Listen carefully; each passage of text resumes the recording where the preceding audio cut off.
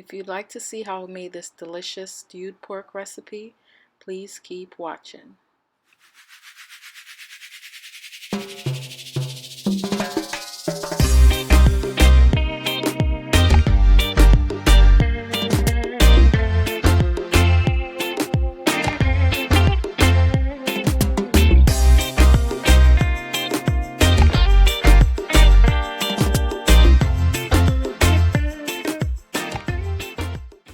Hey everyone, so today we're going to make some Jamaican stewed pork. So for this recipe, I basically use about 3 pieces of pork, and I cut those 3 pieces in half, so in total there are about 6 pieces inside. I forgot which part of the pork it is. It's probably the pork loin or something like that. So in this recipe, I'm going to use about a quarter of an onion, about 3 sprigs of thyme, 2 scallions, half a scotch bonnet pepper, and 1 tomato. And for the scallions, I am going to cut it up finely. I don't like to leave it whole. So when I usually season my chicken, stewed chicken or any type of like stew, I usually cut it up finely, and that's just my preference, but you can leave it I cut the thyme in 3 or 2 if you prefer. And for me, I just prefer to use the half of the scotch bonnet pepper, including the seeds. But if you don't like spice, you can use half of the scotch bonnet pepper, but don't add the seeds inside, because the seeds is where the spice lies. And for this, the blue bags that you see in the video, that's just my garbage. Usually what I do is after I cut up anything that's gonna spoil easily, I usually put it in the freezer until I'm ready to take out the garbage. And I'm also using about a quarter of a bell pepper as well. And for the seasoning part of this recipe, we're going to use some pimento seeds. I forgot to put it in this recipe, but please add pimento seeds. So now that all of our ingredients are cut up, we're going to add the seasonings to this. So first we're going to add the pimento seeds right now, which I forgot to add. So add the pimento seeds now. Then we're going to sprinkle some adobo inside. And like I said before, the measurements are going to be found in the description box. And we're going to use some Lawry's chicken and poultry rub. This is really good. So even in non-chicken recipes, I usually add this inside. And also some paprika, some Lawry's seasoning salt, some black pepper, some garlic powder, um, and some ketchup, and also add some minced garlic as well. And we're gonna add some browning, and the browning, it's basically up to you. So let's say if you like your meat to, if you want the gravy to be darker, then you're gonna add more browning. If you're going to want it to be lighter, add less browning. But for the browning, since it's very pigmented, you don't want to add too much, because it can get your meat extremely dark, and you don't really want that. And it probably won't taste good. And for the ketchup, it's just a little bit of ketchup we're gonna add, and this is just to give a little bit of flavor. So just continue watching.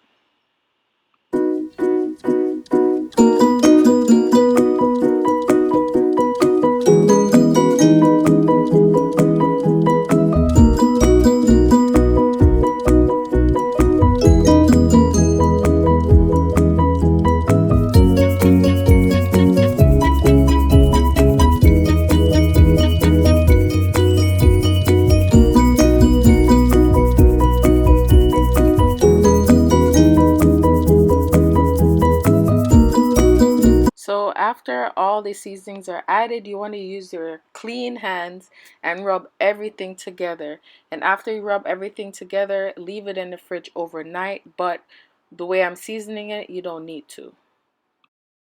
So after everything is marinated well, we're gonna take a pot and put the heat on medium, and we're gonna add about 2 to 3 tablespoons of olive oil into the pot, and then we're going to fry the meat. So for the meat, you just don't want it to be too crowded in the pot. So as you can see, the meat looks it looks good. It looks fully seasoned. So we're just gonna wait till the pot is hot, and when it's hot, we're gonna add the meats to the pot. And like I said, you don't want to crowd the pot. So once everything is in the pot, then we're going to wait about 2 minutes and flip it over, and we just want the other side to be brown. Then after we flip it over, we're going to um, wait till the other side is brown, and then you'll see what we do from there. So it's been about 2 minutes, and as you can see, I'm flipping it over, and you can see that there's like nice color on the other side. So we're just flipping all the meats over right now. So it's been about another 2 minutes, and as you can see, the other side is brown to my liking. So now we're going to take all the seasonings and we're going to add it to the pot, and I'm just going to add some water into that bowl. And we're going to add that water to the pot, and I'm adding enough water to basically cover all the meat. So you're going to see that this is not enough water, so I'm just going to add a little bit more water to the pot so everything is basically covered. Then I'm going to mix everything around, and I'm also going to taste the meat, and if I think it needs more seasoning, then we'll add more seasoning. So the meat has been cooking for about 15 minutes now, and it was covered.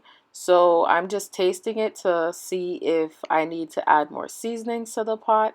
And like I say in all my videos, you want to always taste, because when you taste the pot, you're going to know if you need more of what. So it just needed a little bit more seasoning. So I just added some sprinkles of adobo and a little bit of Lawry seasoning salt. You don't want to add too much Lawry seasoning salt because the Lawry's is very salty. So I'm using more adobo than Lawry's, but I'm using a little bit at a time.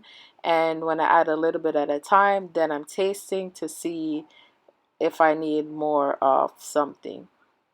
So after this now, then we're going to put everything in the pressure cooker, and this is the key step to this process.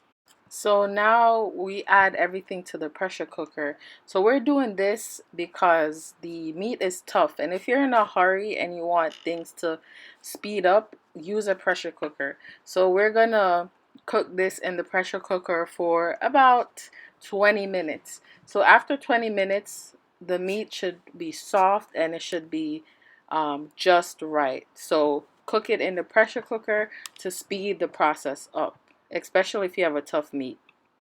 So now it's been about 20 minutes and the meat is soft. So I'm using a fork just to show you how soft it is.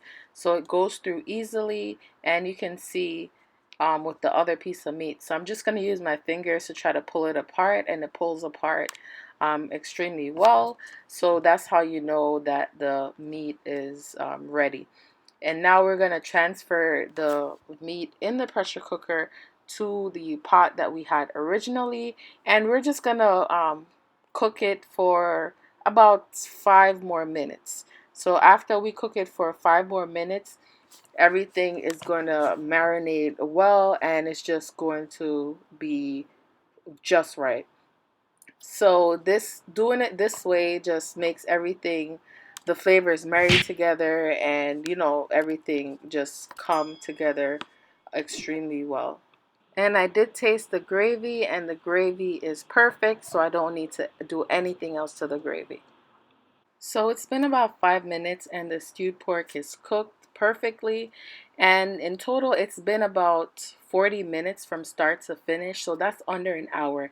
That's why using a pressure cooker is key if you're in a hurry to make something. So if you have any meat that's tough and hard to cook, definitely use a pressure cooker, because that's the way to go.